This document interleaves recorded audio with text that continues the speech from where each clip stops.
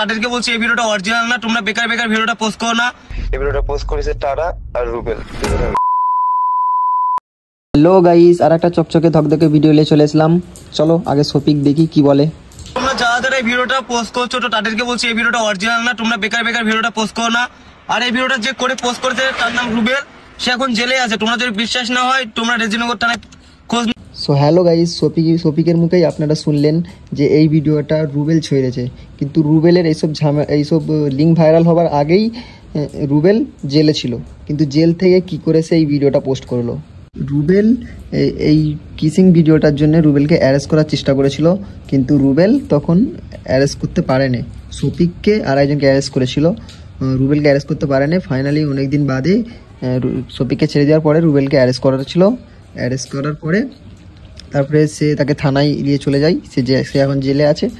জেলে থাকার কারণে তারপরে সে জেলে থাকাতে শফিক যখন এখানে এসেছিলো, তার ওইটা অনেক দিন আগের ভিডিও, শফিকের ওই ভিডিওটা, তারপরে ওই ভিডিওটা হঠাৎ করে ভাইরাল করে দেয়।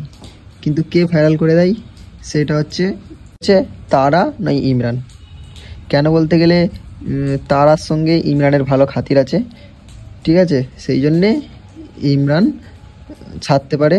তারার সঙ্গে ইমরানের ভালো যোগাযোগ আছে, ইমরানই ছাড়তে পারে। আর যদি ইমরান না ছাড়ে তাহলে তারা ছেড়েছে। কারণটা আমি আপনাদের বলছি, এই ভয়েসটা প্রথমে শোন, তারপরে বলছি। সব বড় বড় আইডি দেখতে পাবে তোর, সবাই বলবে শফিকের porn video viral, porn video, কি মজা বল।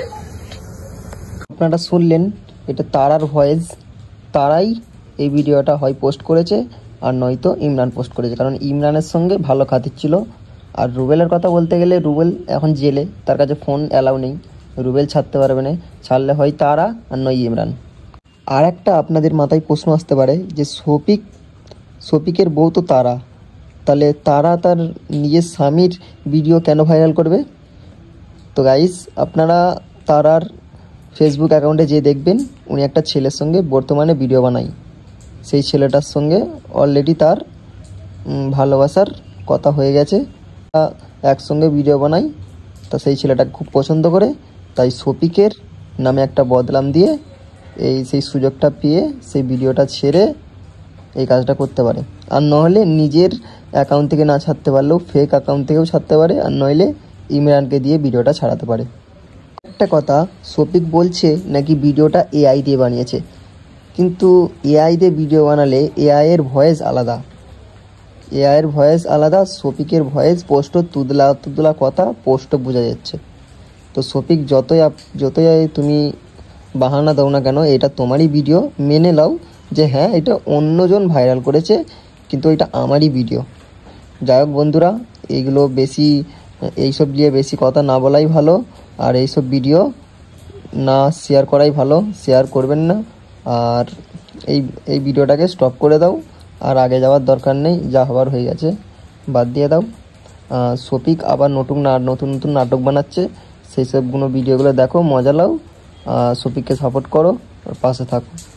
এই টাইমটা ওর খুব খারাপ সময় যাচ্ছে। যাই হোক, একটুখানি সবাই সাপোর্ট করবে। তো গাইস, শফিকের বিষয়ে আপডেট জানতে গেলে আমাদের এই চ্যানেলটাকে সাবস্ক্রাইব করে পাশে থাকুন, আর কমেন্টে বলে যাবে কে কে শফিককে এখনও ভালোবাসো আর কে কে এখনও ঘৃণা করো। So, thanks for watching.